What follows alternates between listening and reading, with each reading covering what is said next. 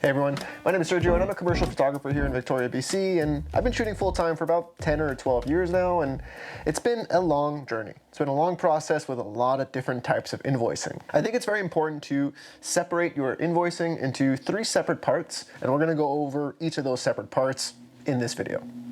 Number 1 is your creative fee or your day rate. I think that these 3 categories mostly apply for commercial photographers, but even if you work with people, it's going to help you understand how much it really costs you to do a shoot like this, and at the same time it's going to help educate the client to where that money is really going. So very first thing, I think any photographer should have either a day rate or a creative fee, which helps them show up on set. Whether you're shooting for 50 bucks, you're shooting for $400, you're shooting for $4,000, you should have a day rate that you will not go below. And that doesn't need to be for the whole day, and it's not even need to be, you can call it a set rate, or you can call it, that's why I call it a creative fee, because it helps me just be flexible with the amount of time that I need to be on set for. Because every project is so different that setting it as a day rate, unless you're at, the elite level where you're always working for a whole day, you're probably not there if you're watching this video.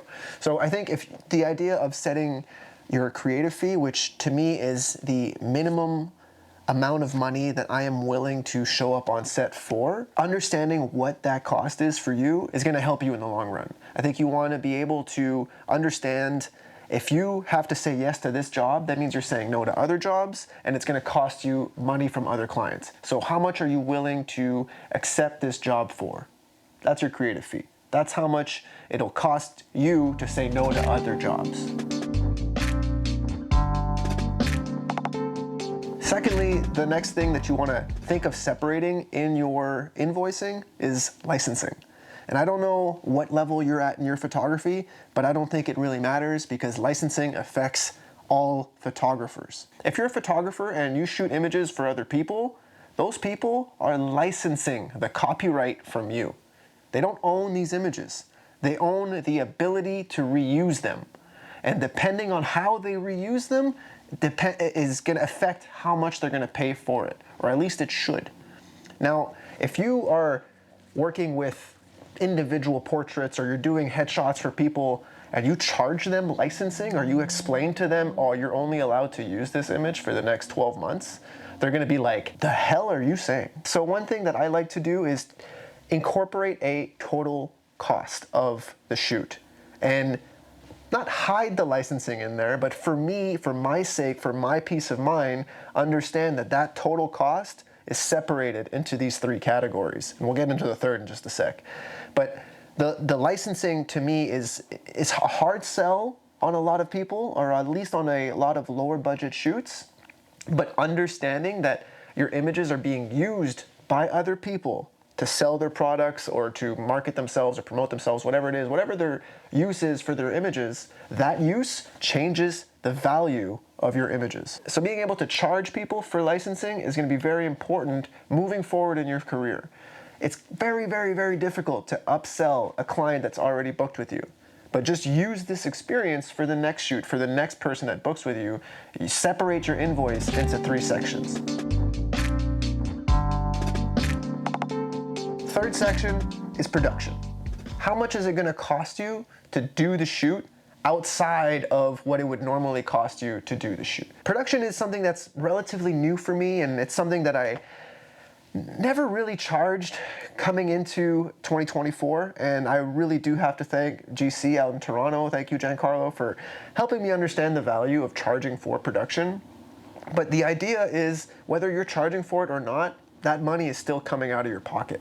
So to charge 50 bucks for the lens, or 50 bucks for for the camera, and 20 bucks for your flash, and 10 bucks for your modifiers, all those little 5, 10, 20, 40 bucks, they're going to help pay for your gear in the long run.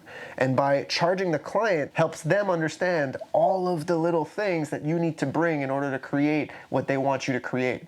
And if they're like, hey, I can't imagine paying an extra 300 bucks just for you to show up with your tripod and your camera and your 200 mil 2.8, well, then all right, sure, go find someone else or go rent that equipment yourself and then figure out if you can do it for what I'm charging you. Because the thing is with clients, if they want an end result, they don't understand what it takes to get there. They just have a desire for an end result and a total cost of what they're willing to pay for it. The way you separate the total cost for this end goal shouldn't really matter. Educating the client in where that money is going is going to help them understand that you're not just pocketing $1,000 and running away with it. It's like, no, it costed me $700 to make this shot for you. So to educate that client and tell them that, hey, your production for this type of shoot is going to cost me a whole lot of extra money in terms of backgrounds, in terms of set build, in terms of set design, things like that, that cost should be offshoot to the client, whether or not they understand that they're paying an extra $300 for that shoot, or the total cost of their shoot is an extra $300-ish.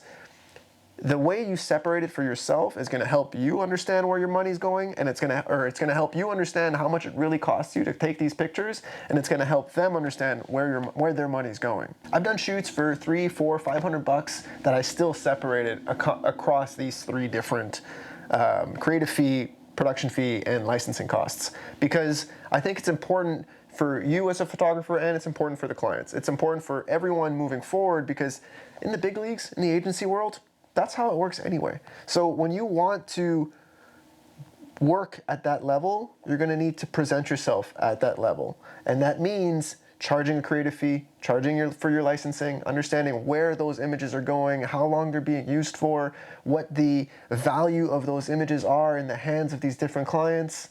Charge appropriately for that. Same with production. If it's going to cost you an extra couple $100 worth of set design or food styling or whatever it may be, if it costs you extra to take these images, tell the client and tell them why it's costing them a little bit more money than they had previously imagined, but at the very least, you're solving these issues that they want to have solved.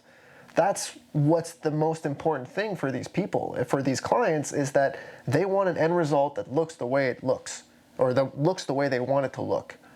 And that means sometimes it's going to cost them a little bit more money than they had originally planned for, but that's why they hire you. And if you just give them a $2,000 invoice, they'll be like, But if you give them a $2,000 invoice that's actually a $500 day rate and $1,000 worth of production and $500 worth of licensing, then they're like, oh, okay, I understand where all of this money is going. So that's what I want you guys to take away from this video, is to just educate the client into kind of separating your invoice into these different categories that help them know that they're not just giving you a bunch of money that you're profiting 100% of. So yeah, go make some more money and go profit more of it. I'll see you guys in a couple days, guys. Thanks for watching.